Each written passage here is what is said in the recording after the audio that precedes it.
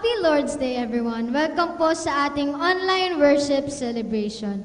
Kami po ay nagagalak at nananabik na muli po kayong makasama upang papurihan at itaas ang pangalan ng ating Panginoon. Kaya ngayong araw po, tayo po ay magsasaya at magpapasalamat sa ating Panginoon. Sige po, tayo po ay magpuri sa ating Diyos na buhay.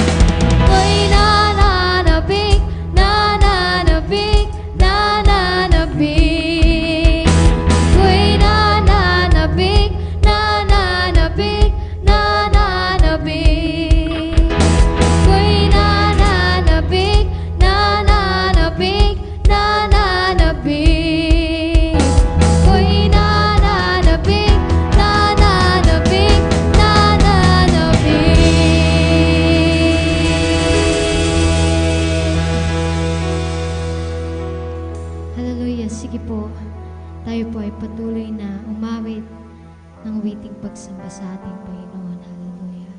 Maraming salamat, Lord God. Hallelujah, Jesus.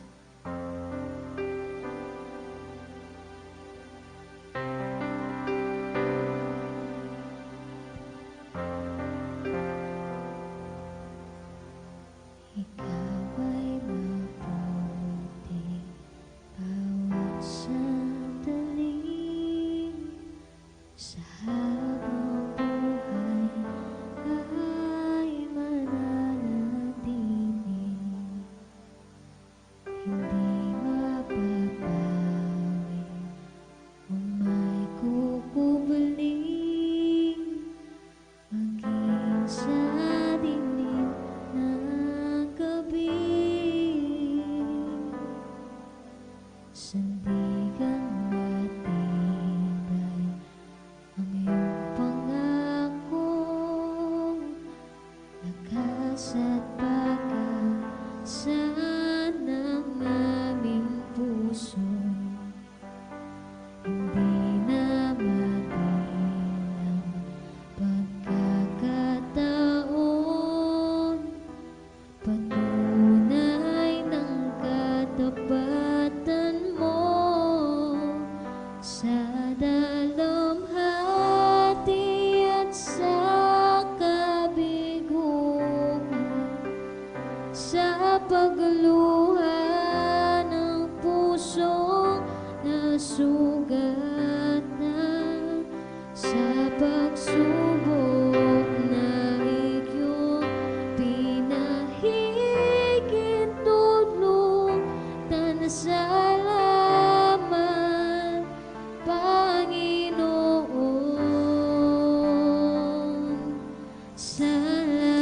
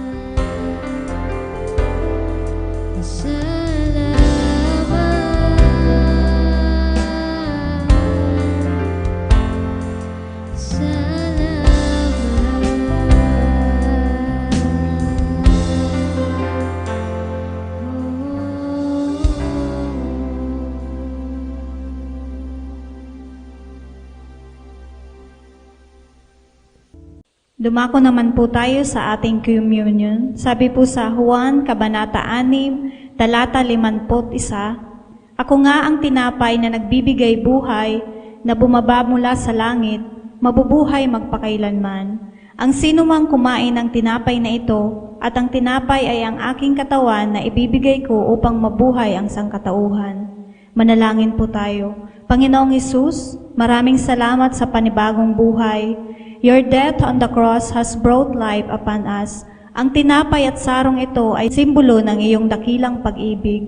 Doon sa cross ng Kalbaryo, inialay mo ang iyong buhay para sa aming kaligtasan, upang maranasan namin ang buhay na masagana, mapayapa, nakasama ka. Salamat sa walang hanggang mong pag-ibig sa amin. Salamat sa kapatawaran at buhay na walang hanggan. Salamat po, Panginoong Hesus. In Jesus' name, Amen. Kainin po natin ang tinapay at inumin ang laman ng saro.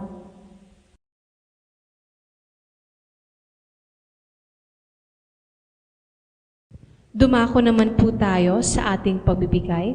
Sabi po sa Lucas Kabanata 6, talata 38, magbigay kayo at kayo bibigyan ng Diyos, hustong takal, siksik, liglig at umaapaw pa ang ibibigay sa inyo. Sapagkat ang panukat na ginagamit ninyo sa iba ay siya ring gagamiting panukat sa inyo. Tayong mga Kristiyano ay hindi lang dapat puro tanggap ng tanggap ang alam, dapat tayo rin ay marunong magbigay. Give your best to the Lord and you will receive more than what you give. Dahil kung anong panukat na ginamit mo sa iba, ay siya ring gagamitin ng Diyos, pero hihigitan pa ni Lord ang ibabalik niya sa iyo. Be faithful with your tithes and offerings, because God is a faithful God, at tapat siya sa kanyang mga pangako. Lahat ng may pinangahawakan na gagawin ni Lord ay magbigay. Maaari niyo pong ipadala ang inyong mga tithes and offerings sa mga account numbers na makikita niyo sa inyong mga screen. God bless.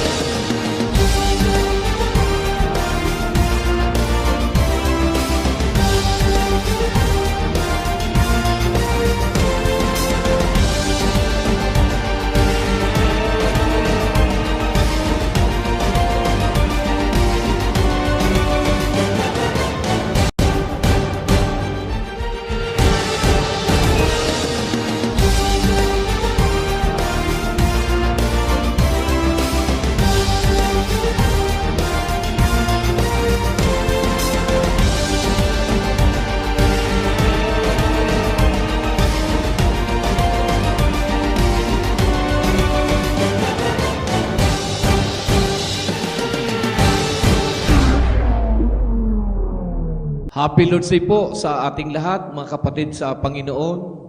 Patuloy ko po kayong hinihikayat sa mga kapatiran po dito sa ating simbahan na palakasin po natin ang ating Family Connect. Abutin po natin ang ating sariling sambahayan. Naghihintay po sila sa atin. Let's bring the church to them. Let's bring the Word of God to our families. Makipagkwentuhan tayo at makipagbanding tayo sa ating pamilya. Let's hold on to God's promises na sasamahan tayo ng Panginoon sa pagbabahagi natin ng Ebanghelyo sa ating sariling sambahayan. At ako'y naniniwala may magandang gagawin ang Diyos sa pamilya niyo.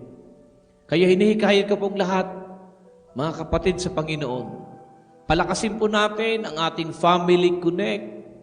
Palakasin po natin ang ating ginagawang Community Connect sa iba't ibang barangay, sa mga kapatiran, sa sinag, sa mga tatay, mga nanay. At palakasin po natin ang ating Students Connect sa mga kabataan. Hayaan natin patuloy na madakila ang Diyos sa bawat small groups po natin. Abutin po natin ang lahat ng mga tao, lahat ng ating kakilala, kapitbahay, lahat ng ating kaibigan. It's an opportunity to be used by God in sharing the gospel to them. They all need the Lord. Kailangan nila ang Panginoon. Kailangan ka din nila. Tulungan natin sila, abutin natin sila. Napakalaga po ng nais ko pong ibahagi ngayong araw na ito. My topic today is entitled, Surrendering Your Life to Jesus. Surrendering your life to Jesus. Gusto kong ibahagi sa inyo ang kahalagahan, the importance of surrendering our lives to Jesus Christ. Pagsuko ng iyong buhay sa Panginoon. This is a powerful and life-changing decision. But it requires faith, trust, and obedience to His will. Laging nangangailangan ng pananampalataya, pagtitiwala, at pagsunod sa kalooban ng Diyos ang pagsuko ng buhay natin sa Kanya. Let me begin by sharing a verse from the Bible in Romans 12 verse 1. It says, "Therefore I urge you, brothers and sisters, in view of God's mercy, to offer your bodies as a living sacrifice, holy and pleasing to God. This is your true and proper worship." Sabi ng Biblia, ialay ninyo ang inyong mga sarili bilang handog na buhay, banal at kalugod-lugod sa Diyos. Ito ang nararapat na pagsamba ninyo sa Diyos. This verse calls us to surrender ourselves completely to God. Hindi lang isang bahagi ng buhay natin, kundi ang buong pagkatao natin. And this act of surrender is not just a one-time thing. It's a daily decision to live for Jesus and allow Him to guide our lives. Hindi lang isang beses na pagsuko, kundi araw-araw na desisyon na payagan mo ang Panginoon na gabayan at mabuhay ka para kay Kristo. Ano po bang ibig sabihin ng pagsuko? Una, surrendering means trusting God fully. Kapag sinabi nating iso-surrender natin ang ating buhay kay Jesus, ibig sabihin, tinatanggap natin siya ng buong buo, na siya na ang may kontrol sa lahat ng aspeto ng ating buhay. Hindi natin alam kung anong mangyayari sa hinaharap, but we trust that He knows what is best for us. Ipinagkakatiwala na natin sa Kanya ang ating bukas. In Proverbs 3:5-6, it says, "Trust in the Lord with all your heart, and lean not on your own understanding. In all your ways acknowledge Him. Submit to Him, and He will make your path straight." Minsan nahihirapan tayong magtiwala, especially kapag may mga bagay tayong hindi naiintindihan o hindi natin kontrolado. But remember, God's plan is always greater than ours. Higit na dakila ang plano niya kaysa plano natin. Surrendering means saying, "Lord, I trust you even when I don't understand." Kahit di ko naiintindihan ang mga nangyayari sa buhay ko, nagtitiwala pa rin ako sa iyo, Panginoon. Kahit hindi ko nauunawaan ang mga pagsubok na dumarating sa buhay ko, nagtitiwala ako sa iyo, Panginoon. Pangalawa, surrendering means letting go of control. Letting go of control. One of the hardest things for us to do is to let go of control. Gusto natin tayo ang may hawak ng ating buhay.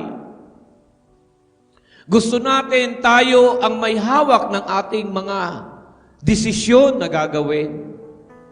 Gusto natin tayo ang may hawak ng ating kinabukasan.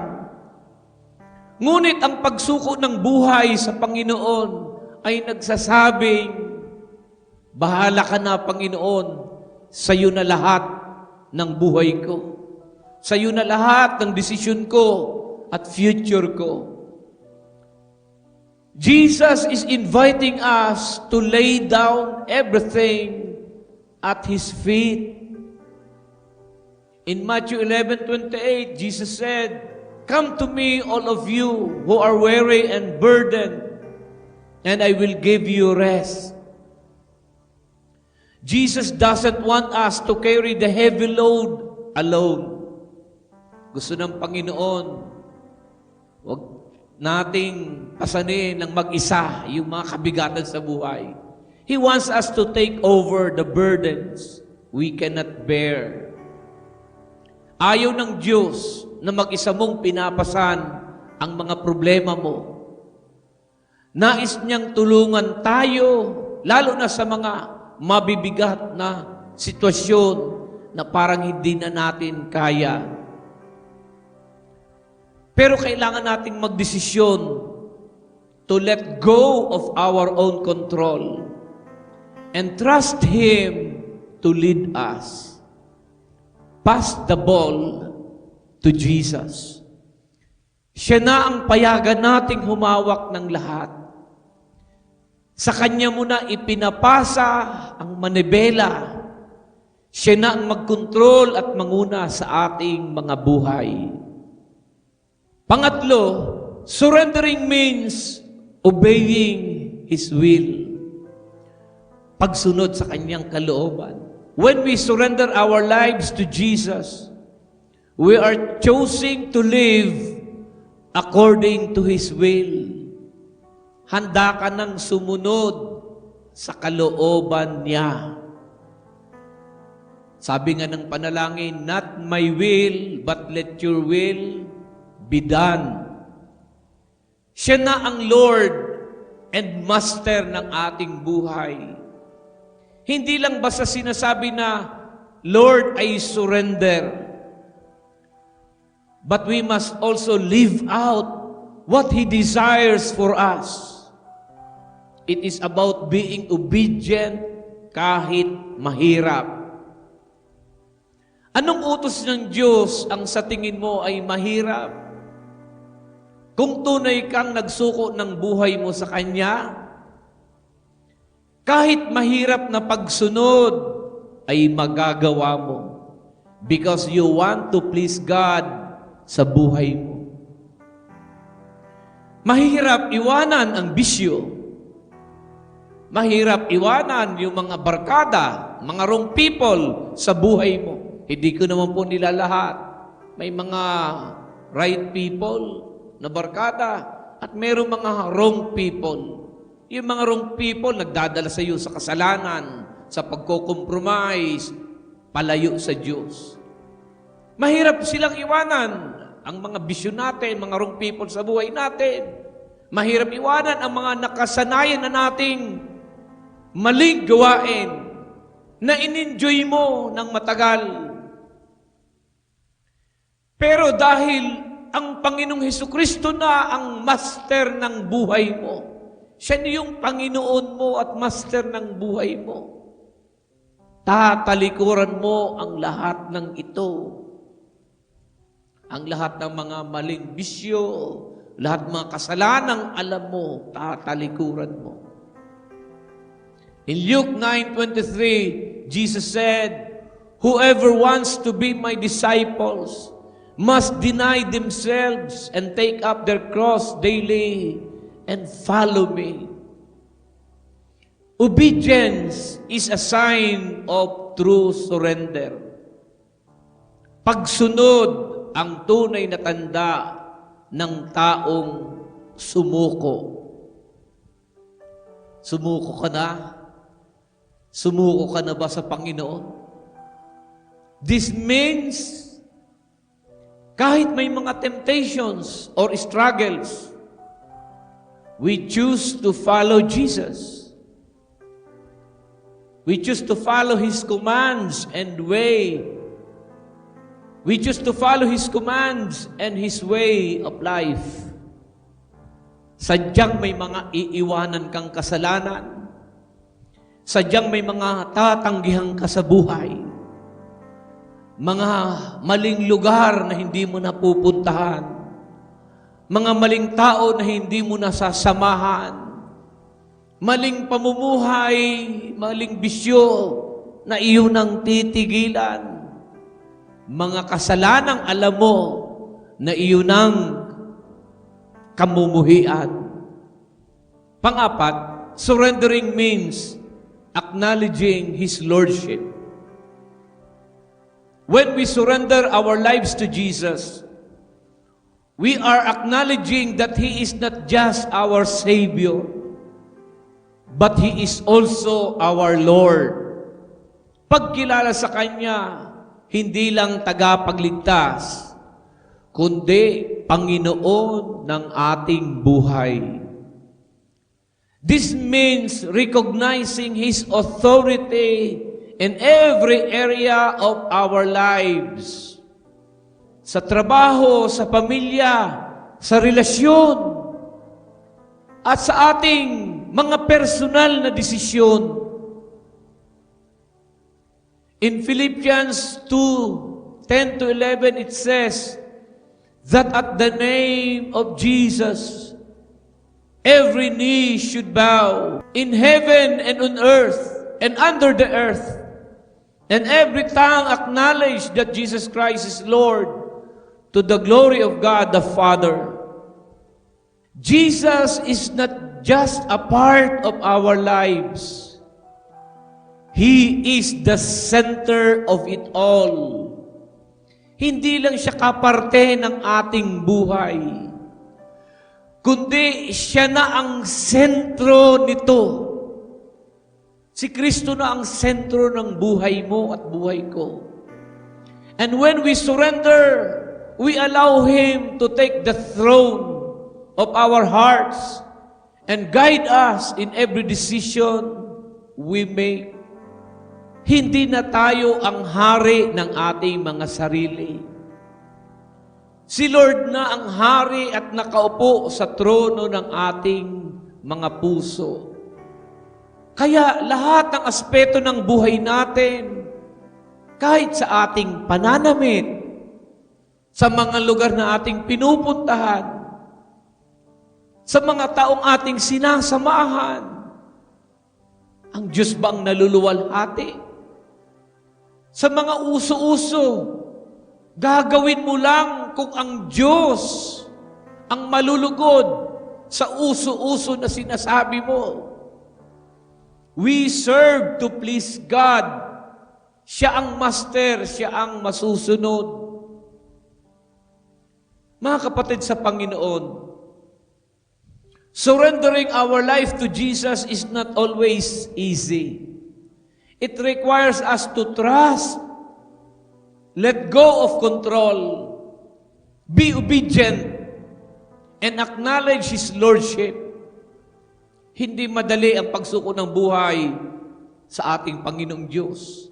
Nangangailangan ito ng pagtitiwala, pagbitaw ng ating kontrol, pagsunod at pagkilala sa Kanya na siya na ang masusunod lahat.